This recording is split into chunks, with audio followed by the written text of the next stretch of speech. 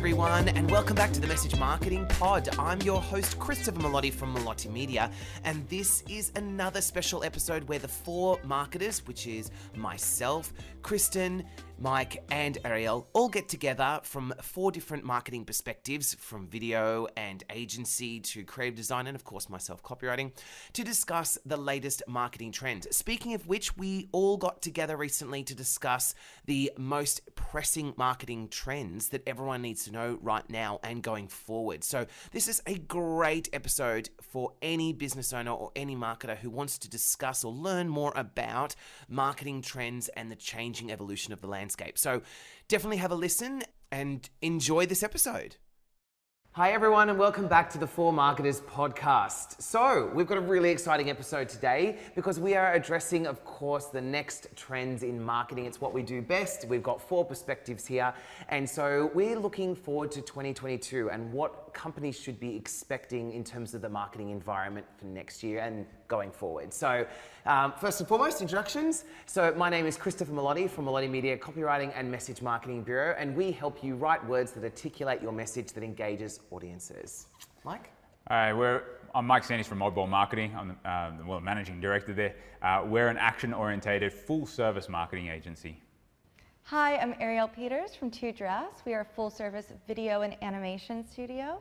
We do the creative, the strategy, and the full video campaigns from TV commercials to multi-channel social media ads. And my name's Kristin Hancock, and I'm from Font & Swatch Branding and Design Studio, and we create profound brands for our clients. Right, let's do it. So 2022. Right. So yes, there's so many trends going on right now, and it's something that businesses want to know about, and we're in the right position given that we're four facets of marketing. So what are we seeing? I'm going to just throw it open. Well, why don't you start off, given that content still... All right. Content. Yes. Content. Well, look, I think that one of the biggest trends I've seen and also read about is messaging, and that blogs are still extremely relevant for the depth. I think they've become more relevant. More relevant. Yeah. So long That's as, what we've definitely seen. but so long as user experience is maximized. Yes. It's no longer good enough to just go, I've just got 1,000 words and that'll do. It's more about now, I've got 1,000 words on topic that have a nice flow, that continue the message, that give people what they're expecting, and are delivered in a way that's comfortable. Because I feel like people are now really picky. When they think about, as customers ourselves, when you're searching for a piece of content, it doesn't matter. It could be a new school for your kids or a new product. You look there, and if it's uncomfortable to read, straight away, off you go. It's just the way that people are today. So I think that's intertwined with one of the other themes that we've observed over the last 18 months, and that's attention span. So I think attention span has narrowed and reduced, but it's because there's so much noise going on in terms of, a lot more marketing pushes even coming into our social media and our digital feed.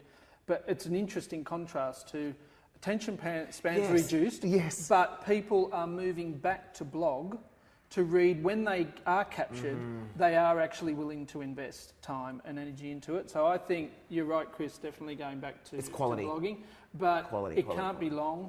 Can't be, 1,000 words is a lot for people to digest. And the way it's presented to them visually from a branding perspective, I think it's got to be, you've really got to make sure that it's easy on the eye, easy to consume. It sounds like play school, doesn't it? But short, sharp paragraphs. I'm all for that. White space.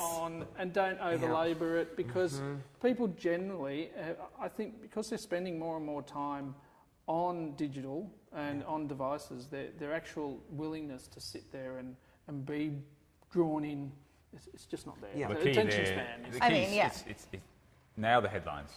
Yes, absolutely. Amen. It's true, right? And the top 3 points, and you're going to capture me or not. Give people an incentive to read on. Sorry, I didn't step on your point, but it's not like having those bullet points and things that stop beating around the bush, right? Say, here's what you need to know, here's why you need to know it, here's how you do it, here's the call to action, get it done. I mean, we're definitely there with video as well.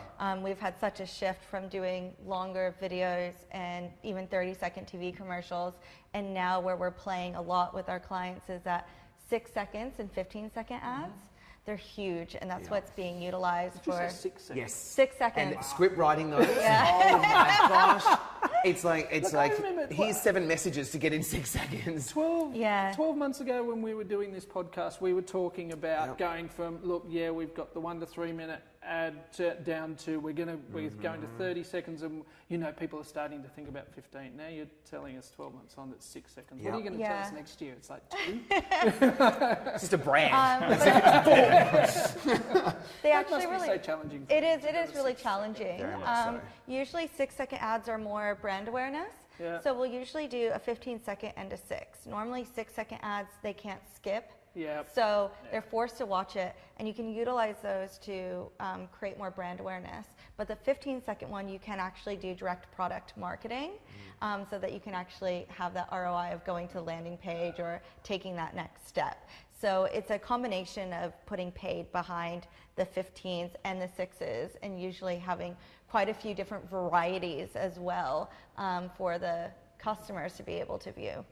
I suppose in line with that too is that you're actually starting to also respect people's time. Yeah. Oddly enough, in that when you think about it, because you're not forcing them to sit through a 30-second, 1 minute of ad. You're trying to grab their attention in a very short space of time. And if you get their attention, well, great, they're the right person to be taking the steps further and investing time. If not, carry on. Well, exactly. And it's not, and really the days of just TV commercials is just gone. And I think one of the big trends we're going to be seeing, and I've been seeing a lot when doing our video strategy sessions for 2022 for big corporate clients, is that all the money that's been going just directly to TV, they're starting to see the importance of putting big money behind socials. So putting behind programmatic and having the more money behind YouTube, Facebook, LinkedIn, TikTok, Instagram, Pinterest, because how you can get clients and customers through those channels are really how you're reaching your under 30s. Yeah. So to get the same brand trust and brand awareness that they already have in the older generation has to be put, the money has to be put behind those channels in order to keep that recognition up as the generations get older. Is that, do you think, aligned to one of the other themes that I think we're probably all seeing, which is increased personalisation? Oh, huge. And pushing, so taking away from a standard TVC or TV commercial that you would do in video, which is really, it's a bit of a scattergun approach, and it's like horses for courses, even though you're narrowing down the time frame when they're going to see it. But instead they're saying, no, we've got to be more personalised, we've got to understand our audience better, and we're actually doing, are they doing different videos for different social platforms? And so therefore it is really tailoring down to who's using. Top of that, well, I feel like bringing another trend on top of that is winging marketing, like winging your way through it, is starting to dwindle because people have such short attention spans and they're very focused. Writing your own copy, designing your own brand, shooting your own videos is going to struggle because it's not a senseless promotion. It really is going to a specialist to get those words down to 6 seconds, to shoot that video that's going to get 6 seconds of impact. You can't just get the admin person to write them. It's building your own websites. If you need to really get that attention, you need a message that's going to hit. You can't just be like, we can just try it out. Don't you reckon? That's a whole episode in its own. Right? Kind of go into where, but it's the truth. You can do all right. Like people can do it themselves, and you can nail it, and you can do really well. The likelihood of that happening, though, it's pretty low. Is very low. You get the odd consumer. Consumers are a bit more tolerant if it's a really small business startup, and they're getting that budgets are constrained. But if you're a business that's operating, you're doing reasonably well, and you are getting a lot of people turning up, they're just not accepting it anymore. They've got so much choice. So many other places are going to engage them and engage them well, and have really considered their whole brand journey.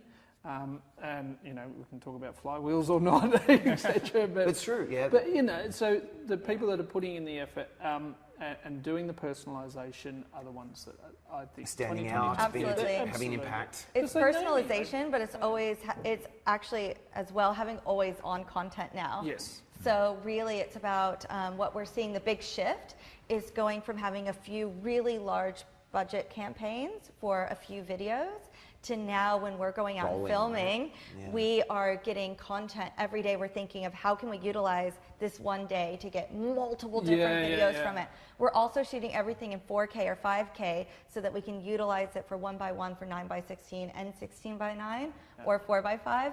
So when we're going out and filming, we're thinking of how we can utilize this content across all of their different channels.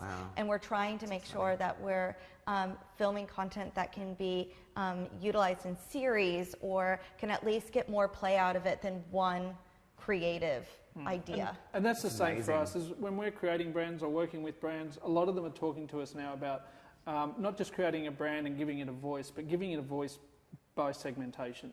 So looking at the different audience that's going to be attracted to this, and then giving us a tone, a voice for each one that then they can then roll out through their brand guidelines and hand to the rest of the people around the table.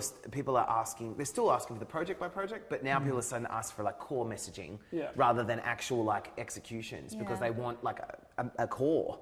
So that they can put it over across different channels. So I'm with you as well. Yeah, we're seeing and more personalisation down that core messaging as well. So it's like, because people are understanding, because they're getting better data. Yeah. They're understanding their audience better, so they can talk to us about the real segmentation of what their audience looks like. And then, okay, so what is our look and how is that consistently with our wider brand? The other part of that... not break trust by touching in and trying to be personal and actually realising we're not resonating? I don't know if, Mike, you've been seeing this, but one of the things that they're noticing is because now we're been more digitally focused, the brand loyalty isn't there as much. People are starting to... cheat on their favorite brand. They're exploring. I love that cheat on the It's true. They have a That's side also true. And so this is love it. such an important time for brands to be marketing in very local, personalized ways, and keep that at the top of their mindset because they're not just sticking to their favorite brands anymore. This is a time with digital. And because it's more digital, it's the companies that have focused on that, where it's a one-stop shop. We're seeing that now because customers don't want to leave their social platforms to go do shopping. They're adding all the tags on Instagram, on Pinterest, so that you can even watch live videos now and get products from them. So it's all about the tagging so that they can shop directly from wherever they're at and they don't have to have too much of an experience. And they definitely don't want to have to go to store or pick up a phone. They want to be able to do everything. Gosh, I know, right? That's where amazing though, isn't it? That's like one of the other episodes where we look at the meta side of things. When you look at starting to incorporate the AR, VR side of things, that's where the ability to cheat or to explore other brands, you can get that immersive feeling.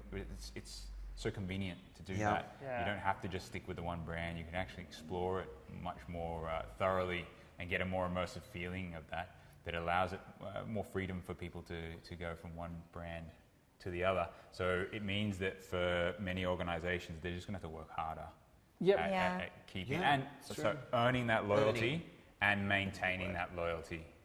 It's not just a given, and it's not just a case of, well, they're not going to go anywhere else. They wouldn't work this like too hard. Now it's too they've got things. so much. It's the most dangerous sentence, right? And it's they won't go anywhere else. It's weird because it's not competition for your natural competitors. So it's actually competition for the airtime of the audience. Attention. It's attention. So you might be perusing and looking for a certain product, but then if your attention's galvanised over here for it, I was looking for a homeware product here, but now, oh look, here's travel.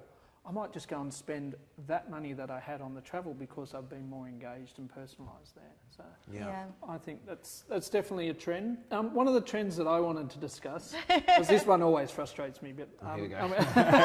Here we go. Is what do we think is going to be the role of influencers in 2022? Now, all the stats tell us that the role of influencers is growing massively. It's going to continue to grow. It's going to almost treble between now and 2024. Yet people, my own view is that audiences are being more discerning around influencers and no longer, oh look, here's a photo, a celebrity, here's a photo of me with this particular brand that I'm holding or using.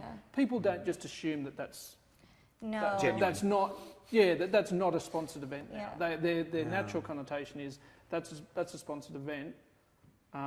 do I really want to be part of that? Well, So we deal with this all the time through our video agency, because we work with influencers quite a lot. And we've seen the trend is to not go for the high profile influencers and to actually go for micro and macro influencers. So they're ones that have a real, actual trusted community. So they might be really into surfing and their whole entire platform is just about them going out and catching waves and, being with their mates, and so a surf brand going to them, even though they only have maybe 100,000 followers, they know they are dedicated, real followers who truly trust that influencer. And are you crossing over and using that influencer based just on the values of the influencer? And so they may not necessarily be in your service or your product, but you're actually drawing on their values? Or are you mainly aligning to, as you said, you might be a surf brand and you're targeting that particular surfer because they've got their... Values are massive. So it's just like anything when we're looking at bringing an influencer on for a creative video campaign, they have to align perfectly with the brand. So if the brand, has a very positive outlook, they like to give back, they are maybe really family oriented, you wouldn't have someone on there that was, cursing on every other video and doing shake things up. Pranks. And, you know what I mean? You have to make sure that the person you're picking really stands for the brand, because now if that person is associated with your brand, it can have a really positive or really negative outcome to that. So there's a lot that goes into making that happen. And I actually, I'm fine with influencers. I think it's a beautiful way to combine people's passions with your products and being able to see them out there actually being used. I just think it's a sector of marketing, and it's there to stay. It's good to capitalize on it, but I think it is worth, and it's better for your budget to go with these more micro and macro influencers, but then also utilizing other types of marketing alongside. Yeah, I would agree with that, omni-channel, yeah. The interesting, I think you kind of hit on a really key point there, and why influence is so important in the marketing mix, and that is the trust factor. Yeah. For so many years we've been sort of we've been sold to, lied to, coerced. That I think there's an underlying sense of distrust and skepticism when people sort of see what advertising's done and what advertising is promising as a solution. That we have that. I think it's a healthy sense of skepticism these days. And influencers played a critical role in kind of breaking down that barrier. And so as long as that influencer maintains trust with their audience. That was it, because they're getting just as much pushback now too. So they're being a lot more selective with the products they go after. So if anything, at the beginning, these influencers were like, this is great, look at me just getting all this stuff. And they were like, and people were okay with it. But now there's a lot of pushback, and they can lose a huge amount of followers straight away if they're pushing a product that doesn't align with their followers' morals or standards. Like if they did a diet protein shake, and it could cause huge uproar within their, community. So I think we're actually seeing, because it's become such more of a mainstream thing and it's now such a part of marketing, there is this expectation of trust and respect I think so, massively. That's happening, Yeah, because there are certain the great influencers do come with their own credibility, and they now need to maintain that credibility. So I'm board. No, I agree. I think they are going to whole be big in concept is 2022. reflective. I do. But I think you've nailed it there also, which is the part that I wanted to draw out. I think they're going to be micro, and I think they're going to be more aligned to the brand's values. Because we're seeing that they are running their own businesses now, influencers, and therefore they're protecting that audience quite a lot. Let's talk about that, because I think that's a huge trend in this new year, values and authenticity.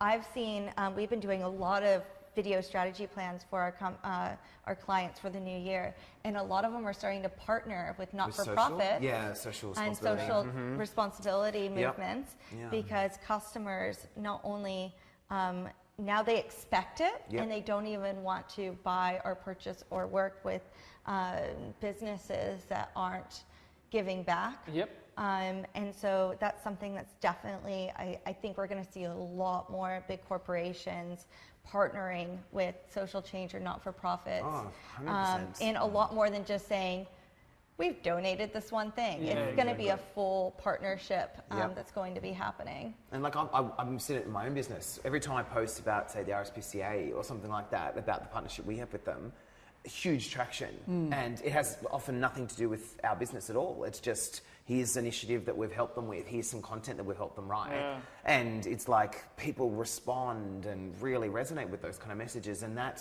spurred me to get more involved in that social cause. But only if you're truly being This involved. is the key. And I agree. That's the difference this year. Because this, I think, in 2022, this is the key. It's like there is a big push from, doesn't matter whether it's business or consumer, to be involved in social change.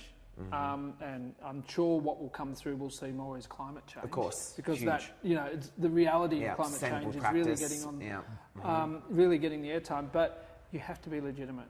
Yeah. Do not embark on this unless you are prepared to be legitimate in it and actually take action.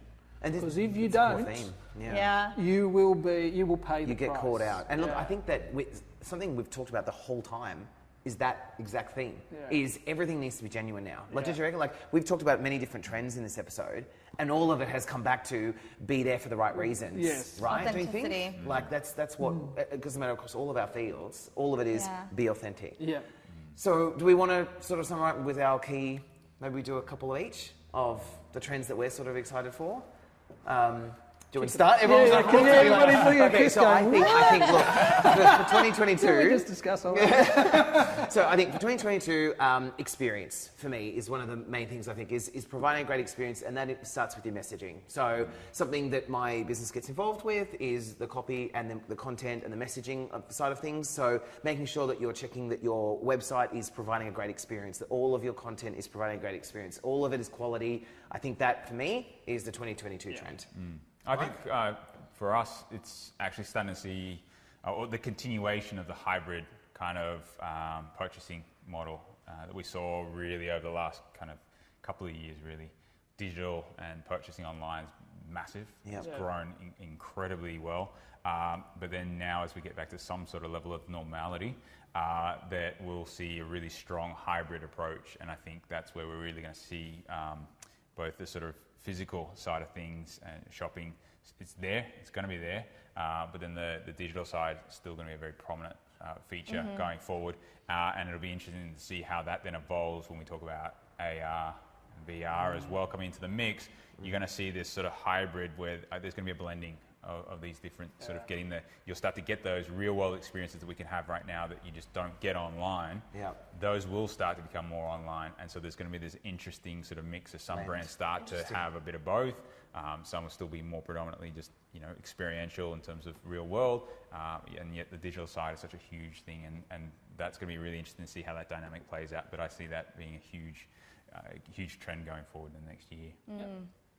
Yeah, I mean, for video is going to be king. I feel like I'm in a great industry right now because video is so essential in marketing. And, we are seing the development of the more shorter videos. As I said, I think it's having more of a programmatic approach, most likely, to the video marketing, making sure that there's more budget being put more towards the social platforms. There is going to be a lot of influencer marketing as well, but I really think the trend and how you can start prepping for it now is to have that video content strategy so that you have video for the whole year planned and you're hitting all those milestones because customers are expecting video on all different platforms throughout. I think that's right. The whole entire year. So, taking over the world. And podcasting too. And look, from our perspective, I believe it's going to be personalisation and engagement are going to be the key. And engagement, by engagement I mean really understanding what your brand's about, what are the foundations of the brand, what does the brand stand for from a values perspective, and making sure that you're able to engage the audience with that. So tell that story and personalise it down, customer segmentation to the nth extent that you can. The more you can personalise it, I think it's going to be. And that's going to be the theme for 2022. Great. Great. Well, thank you, Full Marketers. Thank you, everyone. Thank you for joining us for this episode of the Marketing Trends for 2022. Please join us on our next episodes, and we'd love to see you soon. Thank you, everyone.